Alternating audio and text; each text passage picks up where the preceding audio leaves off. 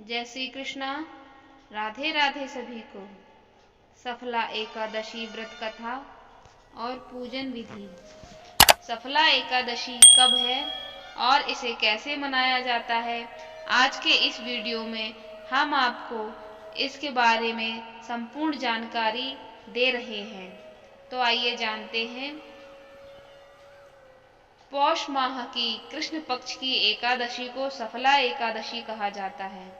मान्यता है कि इस एकादशी का व्रत करने से सारे कार्य सफल हो जाते हैं, इसलिए इसे सफला एकादशी कहा गया है। इस दिन भगवान अच्युत और भगवान विष्णु की पूजा की जाती है। सफला एकादशी इस साल की पहली एकादशी है। इस बार सफला एकादशी 7 जनवरी 2024 को मनाई जाएगी। सफला एकादशी के दिन व्रत करने से घर में सुख समृद्धि का वास होता है। सफला एकादशी पौष माह के कृष्ण पक्ष की एकादशी तिथि को मनाई जाएगी। हिंदू पंचांग के अनुसार सफला एकादशी की शुरुआत 7 जनवरी को रात 12:41 पर होगी और समापन 8 जनवरी को रात 12:46 पर होगा। 8 जनवरी को पारण का समय सुबह 7:15 से लेकर 9:20 तक रहेगा। सफला एकादशी के दिन स्नान के बाद व्रत का संकल्प लें। उसके बाद भगवान अच्युत और भगवान विष्णु को धूप, दीप, फल और पंचामृत आदि अर्पित करना चाहिए। नारियल, सुपारी, आंवला, अनार और लौंग आदि से भगवान अच्युत और भगवान विष्णु का पूजन करना चाहिए। इस दिन रात्रि में जागरण कर श्री हरि के नाम के भजन को करने का बड़ा महत्व है। व्रत के अगले दिन किसी जरूरतमंद व्यक्ति या ब्राह्मण को भोजन कराकर दान दक्षिणा देकर व्रत का पारण करना चाहिए।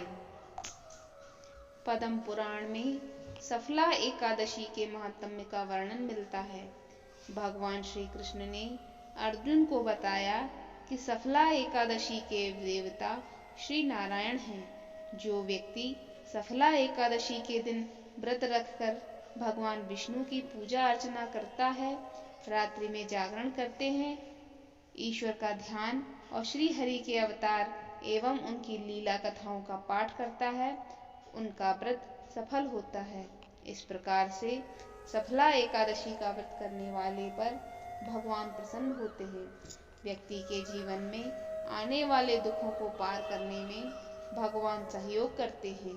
जीवन का सुख प्राप्त कर व्यक्ति मृत्यु के पश्चात सद्गति को प्राप्त होता है। पद्म पुराण में सफला एकादशी की जो कथा मिलती है, उसके अनुसार महिष्मान नाम का एक राजा था। उसका ज्येष्ठ पुत्र लुम्पक पाप कर्मों में लिप्त रहता था। इससे नाराज होकर राजा ने अपने पुत्र को देश से बाहर निकाल दिया। लुम्पक जंगल में रहने लगा। पौष कृष्ण दशमी की रात में ठंड के कारण वह सो न सका। सुबह होते होते ठंड से लुम्पक बेहोश हो गया। आधा दिन गुजर जाने के बाद जब बेहोशी दूर हुई, तब जंगल से फल इकट्ठा करने लगा। शाम में सूर्यास्त के बाद यह अपनी किस्मत को कोसते हुए भगवान को याद करने लगा। एकादशी की रात भी अपने दुखों पर विचार करते हुए लुम्पक सो न सका। इस तरह अनजाने में ही लुम्पक से सफला एकादशी का व्रत पूरा हो गया। इस व्रत के प्रभाव से लुम्पक सुधर गया और इनके पिता ने अपना सारा राज्य लुम्पक को सौंप दिया और खुद तपस्या के लिए चले गए। काफी समय तक धर्म पूर्वक शासन करने के बाद लुम्पक भी तपस्या करने चला गया और मृत्यु के पश्चात इसे विष्णु लोक में स्थान प्राप्त हुआ। जो लोग यह व्रत नहीं कर पाते हैं, उनके लिए शास्त्रों में यह विधान है कि इस दिन भगवान विष्णु की पूजा करें। दैनिक जीवन के कार्य करते हुए भगवान का स्मरण करें। संध्या के समय पुनः भगवान की पूजा और आरती के बाद भगवान की कथा का पाठ करें। एकादशी के दिन चावल से बना भोजन, लहसुन, प्याज, मांस, मदिरा आदि का सेवन न करें। पीले, केसरिया और हल्के रंग के कपड़ों का प्रयोग करें। एकादशी के दिन वाले काले, भूरे, नीले, स्लेटी, गहरे रंग के कपड़ों का प्रयोग नहीं करना चाहिए। इसके स्थान पर पीले, केसरिया, नारंगी या दूसरे रंग के हल्के शेड्स के कपड़े पहनने चाहिए। भगवान विष्णु को भी इस दिन भोग में यथासंभव पीले रंग की फल व मिठाई ही अर्पित करें। इस प्रकार से जो भी व्यक्ति सफला एकादशी के दिन भगवान विष्णु का पूजन और व्रत करता है, वह निश्चित ही समस्त संकटों से दूर हो जाता है। बोलो एकादशी मैया की जय, बोलो भगवान विष्णु की जय।